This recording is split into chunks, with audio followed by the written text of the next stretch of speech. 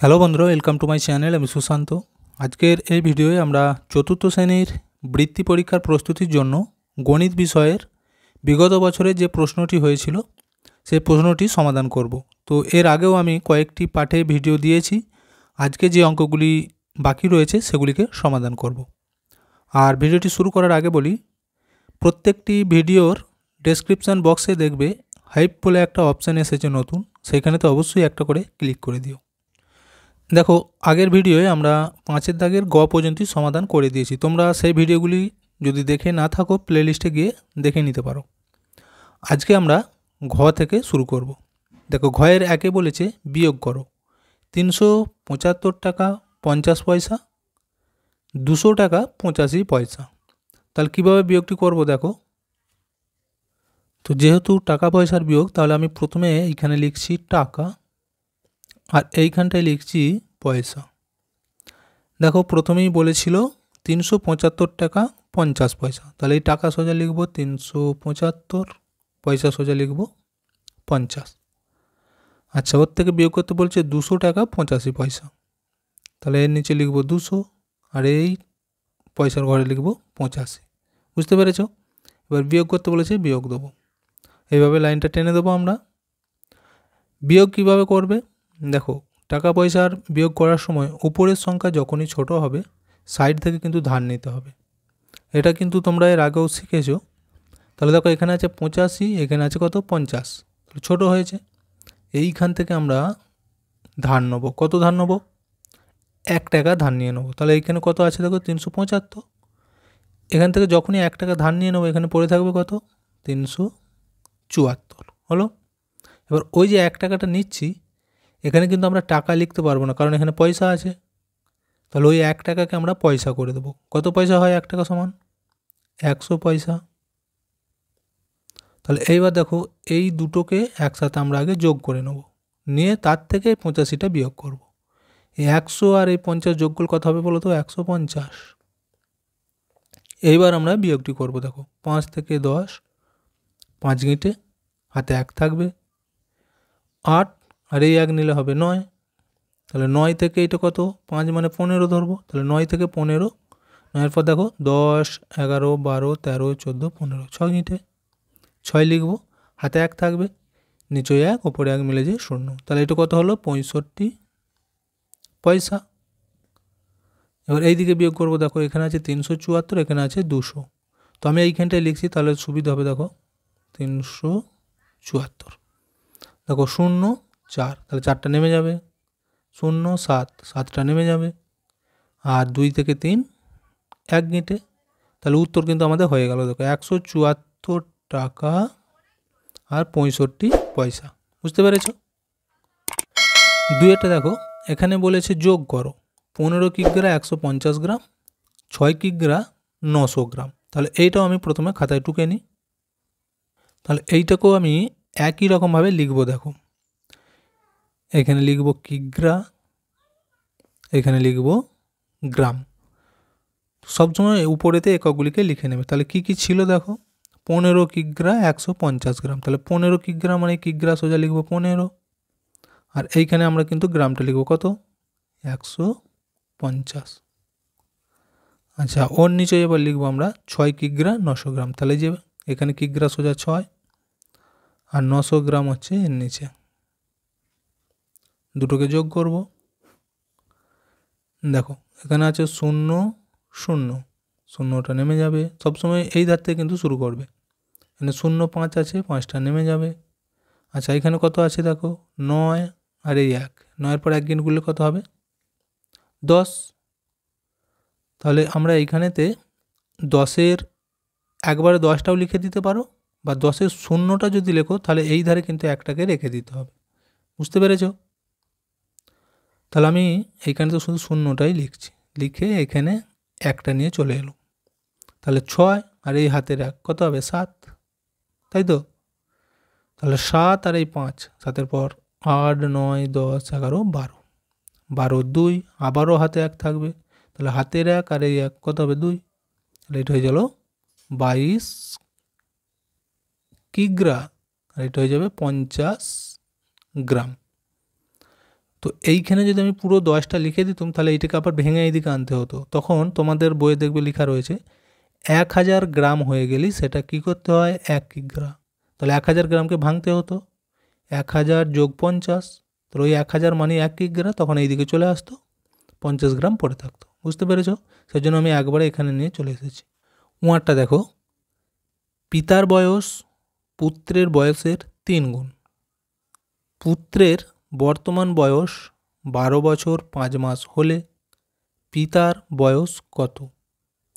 তাদের দুজনের মোট বয়স কত? আবার বলেছে 3 বছর আগে দুজনের বয়সের সমষ্টি কত ছিল। তাহলে এইখানে কিন্তু অনেকগুলি অঙ্কের উত্তর চেয়েছে, ধাপে ধাপে আমাদেরকে করতে হবে। প্রথমেই বলে দিয়েছে যে পিতার বয়সটা তার পিত্রের বয়সের হচ্ছে এই পুত্রের বয়সের 3 গুণ। বুঝতে পেরেছো? মানে ছেলের বয়স যদি 4 বছর হয় তার বাবার বয়স কত হবে? তার 3 গুণ, তাকে 3 দিয়ে গুণ করতে হবে, তাই তো? তাহলে এইখানে দেখো এই যে পুত্রের বয়সটা বলে দিয়েছে, তাহলে একে যদি আমরা 3 দিয়ে গুণ করি তার বাবার বয়সটা কিন্তু বেরিয়ে যাবে, মানে পিতার বয়সটা বেরিয়ে যাবে। বুঝতে পেরেছো? তাহলে প্রথমেই এইখানে আমি লিখছি যে পুত্রের কি বলেছিল, বর্তমান বয়স কত বলেছে? 12 বছর 5 মাস, এটা বলে দিয়েছে। এবার আমাদের এখানে অঙ্কই কিন্তু বলে দিয়েছিল যে পিতার বয়স 3 গুণ। তাহলে এইখানে আমি লিখতে পারি যে অতএব পিতার বর্তমান বয়স কত হবে? তাহলে 3 গুণ মানে কি 3 দিয়ে গুণ করবো, তাই তো? এই 12 বছর 5 মাস, তাকে যদি আমি 3 দিয়ে গুণ করে নিচে নিচে করছি দেখো, তাহলে সুবিধা হবে।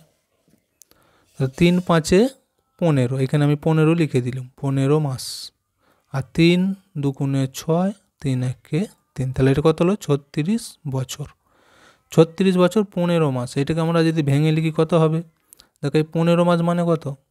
12 যোগ 3, আর 12 মাস হলে 1 বছর, তাহলে এইদিকে নিয়ে চলে আসবে 1 বছরটা। এখানে 36 আর এখানে 1 পেলে কত হবে? 37 বছর আর এই 3 মাস হলো। তাহলে একটা উত্তর কিন্তু আমাদের বেরিয়ে গেল যে তার পিতার বয়স 37 বছর 3 মাস। আচ্ছা, এর পরের প্রশ্নটা দেখো এবার কি বলেছিল। এবার বলেছে তাদের দুজনের মোট বয়স কত? তাহলে দুজনের মোট বয়স কী করে বেরোবে? এই তো আমরা পেয়ে গেছি পিতার বয়স আর তার বয়স এখানে বলা আছে, তাহলে এই দুটোকে যোগ করব, তাহলে মোট বয়স বেরিয়ে যাবে। এখানে আমি লিখব পুত্রের বয়স কত ছিল? 12 বছর 5 মাস। এবার লিখব পিতার বয়স, আমি একটু ভেঙে লিখে দিলাম, এটা 37 বছর 3 মাস হলো। মোট বয়স বলেছে, তাহলে এই দুটোকে যোগ করতে হবে। তাহলে এবার লিখব মোট বয়স, যোগ করব, দেখো 5 আর এই 3 যোগ করলে কত হবে? 8 মাস। এদিক থেকে যোগ করব 7 আর এই 2 যোগ করলে হবে 9, 3 আর 1 4, তাহলে 49 বছর 8 মাস। দেখতে পেয়েছো? তাহলে তাদের দুজনের মোট বয়স বেরোলো এটা। আচ্ছা, পরের প্রশ্নের উত্তর কি চেয়েছিল দেখো এবার। আর একটা উত্তর চেয়েছে 3 বছর আগে দুজনের বয়সের সমষ্টি কত? তাহলে 3 বছর আগে মানে পেছনের দিকে যেতে হবে 3 বছর, তাই তো? তাহলে সেইটার বয়সের সমষ্টি কী করে বেরোবে দেখো। তাহলে 3 বছর আগে বলেছে মানে তার পিতার যে বর্তমান এখন বয়স, এখান থেকে 3 বছর বিয়োগ করব, তাই তো? আবার পুত্রের বর্তমান যে বয়স, সেখান থেকেও তাহলে 3 বছর আমাদেরকে বিয়োগ করতে হবে, তবে তো পিছনের দিকে যেতে পারবো। সেই বিয়োগগুলো করার পর যে দুটো উত্তর হবে তাদেরকে যোগ করে দিলে আবার মোট বেরিয়ে যাবে। আর না হলে আর একটা পদ্ধতি অবলম্বন করতে পারো। 3 বছর পিছনের দিকে যেতে বলেছে যেহেতু, তাহলে 3 বছর পিছুলে পিতার বয়সও 3 বছর কমছে আর পুত্রের বয়সও তাহলে 3 বছর কমবে। তাহলে মোট ক বছর কমছে? 3 আর 3 6 বছর। তাহলে আমরা এখনের যে বয়স, এখান থেকে 6 বছর যদি বিয়োগ করে দিই তাহলেও কিন্তু হয়ে যাবে। এইটা করলেই সুবিধা হবে। বুঝতে পেরেছো? তাহলে 3 বছর পিছনের দিকে যাওয়া মানে তার বাবার বয়সও 3 বছর কমবে, পুত্রের বয়সও 3 বছর কমবে। তাহলে মোট ক বছর কমছে? 6 বছর। তাহলে এইখান থেকে আমরা যদি 6কে বিয়োগ করে দিই তাহলেই কিন্তু উত্তরটা বেরিয়ে যাবে। তাহলে এইটাই আমি করে দিচ্ছি। তাহলে এখানে আমরা বিয়োগ করব। দেখো 6 বছর যেহেতু, তাহলে এই বছরে সোজাই 6 লিখছি আমি, বিয়োগ করে দিচ্ছি। তাহলে এইখানে কিছু নেই মানে শূন্য ধরতে পারো, তাই তো। তাহলে 8টাই নেমে যাবে, 8 মাস। এখানে 6 থেকে 9, 3, 4টা নেমে যাবে। তাহলে কত হলো দেখো, 43 বছর 8 মাস। তাহলে এখানে লিখে দেবো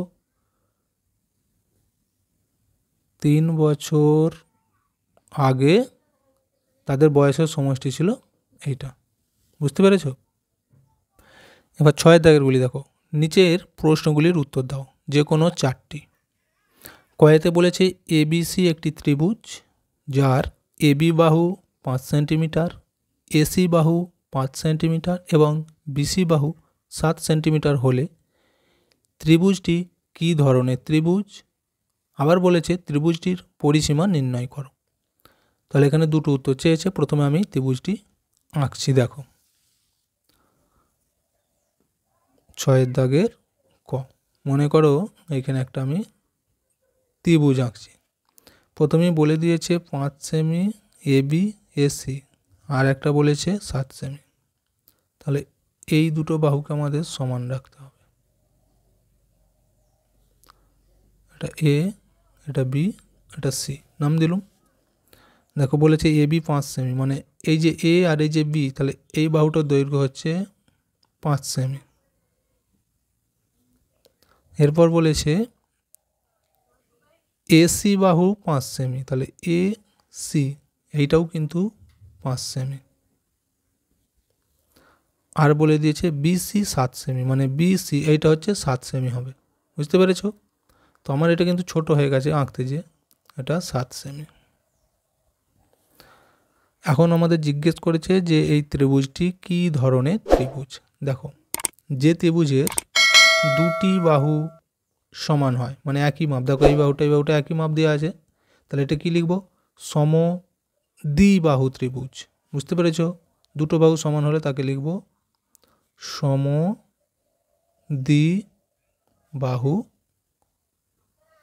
ত্রিভুজ। হলো। দ্বিতীয় উত্তর চেয়েছিল যে ত্রিভুজটির পরিসীমা নির্ণয় করো। দেখো ত্রিভুজের পরিসীমা একটা সূত্র রয়েছে, কি? 3টি বাহুর যোগফল।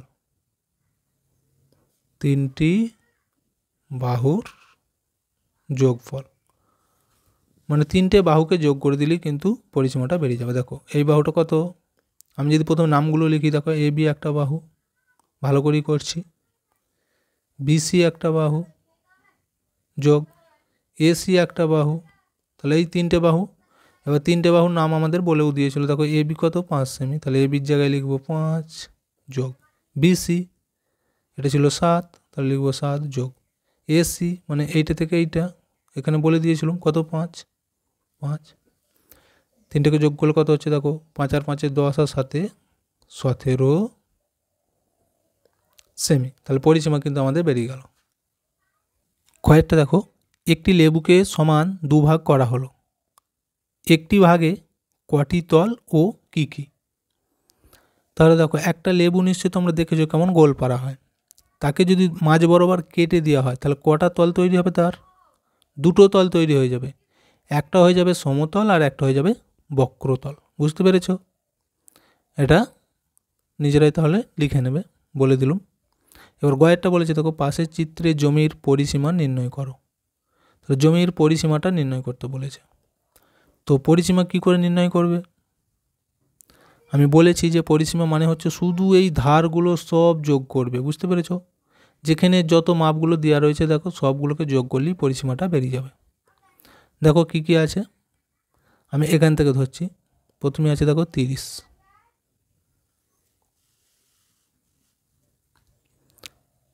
এখানে আছে 18 যোগ, এইখানে আছে দেখো 10 যোগ, এখানে আছে দেখো 6 যোগ, এখানে আছে আবার 12